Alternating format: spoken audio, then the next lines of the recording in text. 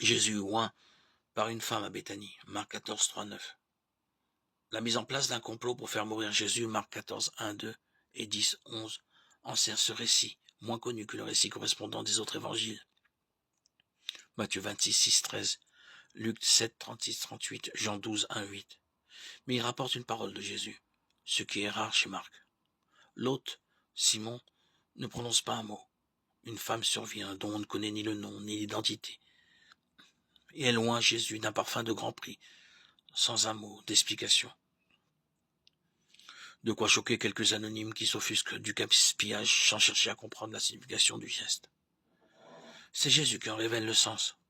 Ce geste est à comprendre en rapport avec sa disparition prochaine. La femme anticipe un moment qui n'aura pas lieu, Marc 16, 1, 6, en raison de la résurrection. Et elle confère à Jésus une onction qui évoque sa messianité.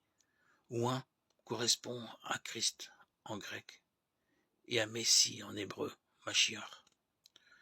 Cet inconnu anonyme manifeste que proclamer l'évangile, c'est indissociablement croire que Jésus est le Messie.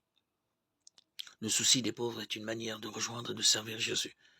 Mais il y a d'autres moyens de le faire qu'il ne convient pas de lui opposer.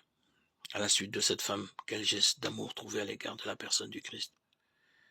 Quel équilibre trouver entre l'action active aux plus pauvres, la visite aux malades ou aux prisonniers, le soutien aux migrants, l'éducation des enfants, le soin des personnes âgées et en même temps la prière personnelle ou commune, la participation à la fraction du pain, des temps de silence ou de lecture spirituelle. Nous te rendons grâce, Seigneur Jésus, pour être venu, pour la femme anonyme qui t'a conféré l'onction messianique, pour les femmes qui ont porté le message de la résurrection, pour les saintes et toutes les femmes anonymes qui ont proclamé et proclament encore l'évangile en parole et en acte. Et bien sûr, nous te rendons grâce, Seigneur Jésus, pour Marie qui t'a mis au monde, pour toutes les femmes qui t'ont suivi pendant ta prédication.